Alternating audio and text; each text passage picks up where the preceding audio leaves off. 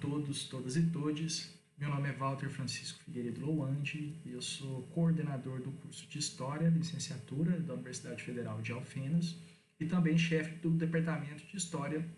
nessa mesma instituição. O trabalho que eu vou apresentar aqui foi feito em colaboração com o professor Adailson José Rui, que é coordenador do Programa de Pós-Graduação em História Ibérica, e é intitulado Os Trabalhos de Conclusão de Curso no curso de História da Universidade Federal de Alfenas, que é uma versão mais resumida de um trabalho que a gente produziu, um trabalho escrito que a gente produziu, com esse mesmo título. Antes de falar propriamente dos trabalhos de conclusão de curso do curso de História, eu gostaria de falar, de situar vocês um pouco melhor em relação à cidade de Alfenas, que é uma cidade relativamente pequena, situada ao sul do estado de Minas Gerais, entre as maiores capitais aqui do Sudeste, né, que são Belo Horizonte, Rio de Janeiro e São Paulo, e que, embora seja uma cidade pequena, ela é uma referência importante para as cidades do entorno, nessa região do Lago de Furnas, né, que é onde está situada a cidade de Alfenas, pelo fato de que ela é um polo, né, de oferta de serviços, como comércio, saúde, né? Então nós temos 3 hospitais grandes aqui, fora várias clínicas, né? Mas sobretudo no campo educacional, inclusive forma bastante desses profissionais da saúde e de outras áreas também. Nós temos 2 universidades aqui, uma universidade privada e uma universidade pública, que é a Universidade Federal de Alfenas. E é importante destacar que aqui no Brasil as universidades públicas, principalmente as federais, mas também as estaduais paulistas, principalmente, sobretudo, né, são as universidades que oferecem cursos com mais recursos, com professores mais qualificados, e é onde se produz mais de 90% da pesquisa aqui no Brasil, né. Com relação à ocupação histórica do nosso território, é importante dizer que, como outras, ou quase todas as outras regiões aqui no Brasil, essa região era inicialmente ocupada por povos indígenas que foram dizimados com o processo de colonização, e a partir do século XVIII, essa região ela se tornou importante em termos de produção agropecuária para abastecimento da região do Rio de Janeiro, que em 1808, como vocês devem saber, se tornou a corte, né, do Império Português,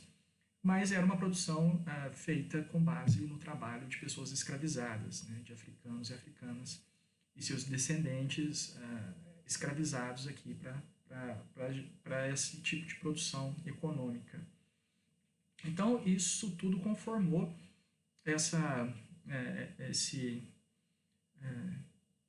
ambiente, né, essa história, esse território marcado por todos esses conflitos que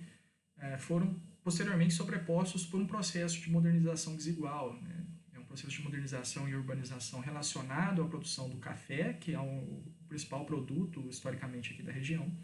né, que trouxe levas de imigrantes de outras partes do mundo e que transformou a cidade de Alfenas, então, num lugar bastante diversificado, né, e que demanda, portanto, uma compreensão, né, um cuidado da parte de historiadores e historiadoras para a melhor compreensão desses processos também. Então, na esteira desse processo de desenvolvimento regional, foi criada em 1914 a Universidade Federal de Alfenas, que só recebeu esse nome muito recentemente, né, no ano de 2005. Antes, o que nós tínhamos era uma escola de odontologia e farmácia, a EFOA, né, que, em função de políticas públicas de expansão do ensino superior, muito recentemente foi transformada em uma universidade, né, que hoje possui mais de 30 cursos, quando no início a gente só tinha esses 2 cursos, né, de odontologia e farmácia, e posteriormente o curso de enfermagem também, mas recentemente a gente tem vários cursos em todas as áreas, né, do conhecimento, que é algo relacionado diretamente ao programa de apoio a planos, programa Programa de Apoio a Planos de Reestruturação e Expansão das Universidades Federais, que é conhecido como REUNE, que é um projeto, um plano de expansão do acesso à universidade pública aqui no país, né? Então, como eu disse, os cursos superiores públicos eles eram os mais disputados, então, portanto, os mais elitizados, né? E a partir do governo, dos governos do Partido dos Trabalhadores, houve uma tentativa de expandir, de ampliar e democratizar esses cursos, né? Algo que foi muito importante também para isso são as políticas afirmativas de cotas raciais, né? Que possibilitaram o ingresso em nossas universidades de um contingente muito mais amplo de pessoas descendentes de africanos e também de indígenas, né? E isso tem contribuído muito para o enriquecimento, para a melhoria dos nossos cursos e para a sua democratização. Então, o curso de História ele foi criado dentro desse contexto de expansão em 2009, diante da necessidade de formar também professores mais qualificados como forma de melhorar o ensino básico também no país, né, que também sempre foi um problema aqui. E isso, então, fez com que fosse criado esse curso voltado, sobretudo, para um público de baixa renda, né, que busca essa formação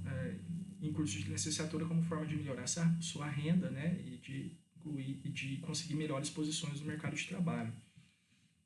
Então, qual é o papel do TCC diante né, desse contexto? Qual é o papel do TCC num curso voltado, sobretudo, para a formação de professores e professoras? Então, esse nosso curso, para além, obviamente, de formar esses profissionais para atuação no ensino básico, que aqui no Brasil vai dos primeiros anos, né, dos anos iniciais, até o ensino médio, que é o período que precede o ingresso nos cursos superiores, a gente também tem essa preocupação de compreender melhor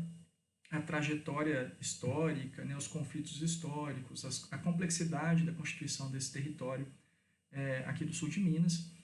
considerando que, como eu disse, esse é o único curso público, né, de uma universidade federal aqui no sul de Minas dedicado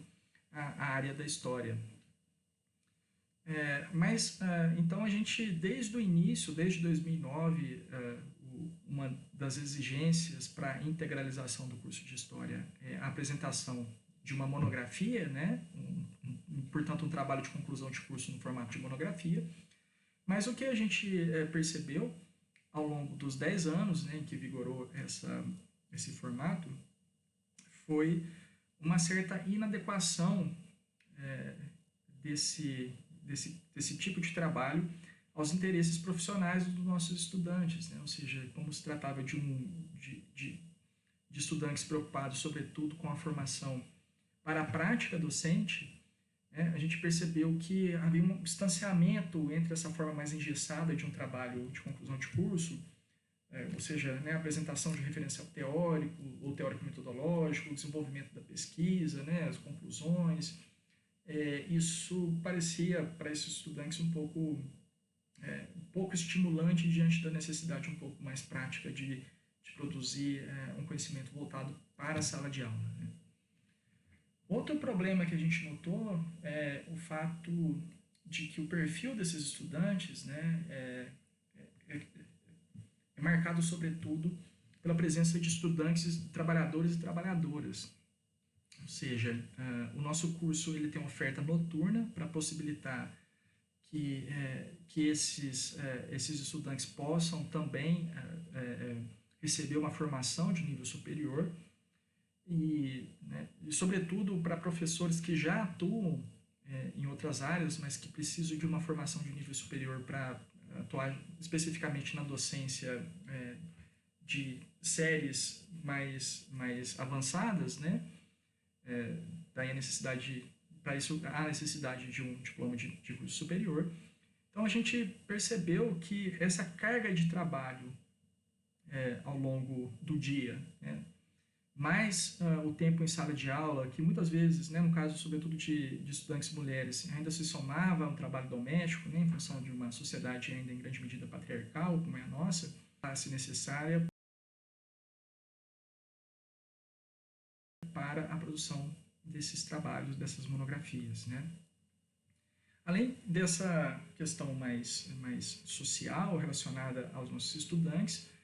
a gente também observou ao longo desses anos uma transformação no próprio campo da história, né? Ou seja, a emergência de novos sujeitos, com novas necessidades em termos de produção de conhecimento histórico e da sua comunicação. Então, um exemplo disso é um papel cada vez mais importante que a oralidade, por exemplo, né? Que é uma forma característica de relacionamento com a experiência do tempo dos povos afrodiaspóricos e ameríndios, e como que isso se distancia em grande medida dessas formas mais tradicionais de representação histórica, de apresentação do conhecimento histórico. O fato, né, de que nós vivemos também num novo regime informacional e técnico, para o qual as formas mais tradicionais de comunicação do conhecimento histórico são pouco efetivas, né, ou se tornam cada vez mais defasadas, no sentido de fazer um enfrentamento a notícias falsas, a informações equivocadas que povoam esse ambiente informacional contemporâneo. E também, né, como já mencionei, essa precarização do trabalho de nossos estudantes, que são em grande medida, na sua grande maioria, trabalhadores e trabalhadoras, e que precisam, né, no tempo que tem fora de sala de aula, se dedicar cada vez mais para atividades de trabalho que tomam crescentemente o tempo dessas pessoas, né? Então, isso tudo contribuiu para um desestímulo na produção dessas monografias, né, para um certo atraso na integralização do curso, que criou um gargalo nos anos finais e que vinha prejudicando, né, as avaliações, inclusive externas, pelas quais os cursos superiores passam aqui no Brasil. Então, por isso, nós pensamos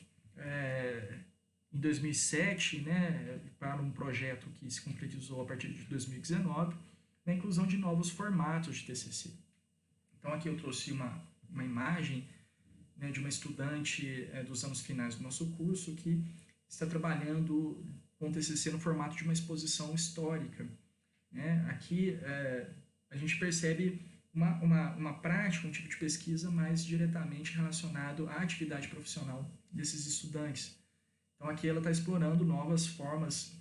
de trabalhar com museus, pensando nos problemas do aquecimento global e como isso impacta as comunidades locais existentes aqui no Brasil, que em grande medida são povos de origem afrodiaspórica, ameríndia, né, e que trazem esses saberes tradicionais que são muito importantes para o enfrentamento do aquecimento global também. Então, é um exemplo de um trabalho, né, que possui significado muito concreto para a prática, né, de profissionais que, como no caso dessa discente, né, a Paula, trabalham diretamente já no campo da educação. Mas a gente abriu também a possibilidade, para além da monografia, que continua sendo aceita, para artigos científicos, para projetos de pesquisa voltados para pós-graduação, então para quem deseja trabalhar mais diretamente com o campo da pesquisa, né? Abrimos também a possibilidade de apresentação de sequências didáticas ou produção de material didático para quem deseja atuar mais diretamente no campo da educação, mas também abrimos a possibilidade para a apresentação de relatórios de trabalho arquivístico, inventários culturais, exposições históricas, pensando nessa ampliação que o nosso campo vem sofrendo nos últimos anos, né, com a possibilidade, então, de trabalhar em instituições de memória, com acervos, né, e em outros campos também. Então, nós estávamos muito animados, empolgados com essas transformações, mas, ao mesmo tempo, nós notamos na prática, nesses 4 anos, né, de 2019 para cá, um desinteresse dos nossos estudantes por esses novos formatos, né? Então, a maioria dos trabalhos, a grande maioria dos trabalhos apresentados são ou artigos científicos ou projetos de pós-graduação. Isso, talvez em grande medida, por conta da maior familiaridade, né, dos nossos colegas com esses formatos, mas também com o interesse de cursar uma pós-graduação aqui na própria universidade, ao final do curso. Então, nós também, além disso, né, nós tivemos a obrigatoriedade recente da inclusão de carga horária de atividades de extensão na carga horária total do curso, o que também aumentou ainda mais a quantidade de atividades extraclasse que os estudantes têm que fazer, tornando mais difícil a produção de trabalho de conclusão de curso. E, recentemente, também, os cursos da Unifal foram desobrigados de oferecer TCC. Então, por conta disso, nós decidimos também abolir a obrigatoriedade dos trabalhos de conclusão de curso a partir de 2023, por considerar que essas ações de extensão, além das possibilidades de iniciação científica com bolsa, de iniciação à docência e residência pedagógica, são espaços que oferecem possibilidades de realização de pesquisa por parte dos nossos estudantes, né? Então, o que isso nos traz de lição é o fato de que é preciso considerar essas transformações tanto mais abrangentes quanto mais locais, pelas quais o nosso campo de investigação ele passa ao longo dos tempos, né? De modo a tornar o conhecimento que a gente propõe ofertar aqui nos nossos cursos de graduação cada vez mais significativos para esses estudantes. Então, em síntese é isso, e gostaria de agradecer muito pela atenção aí ao nosso trabalho.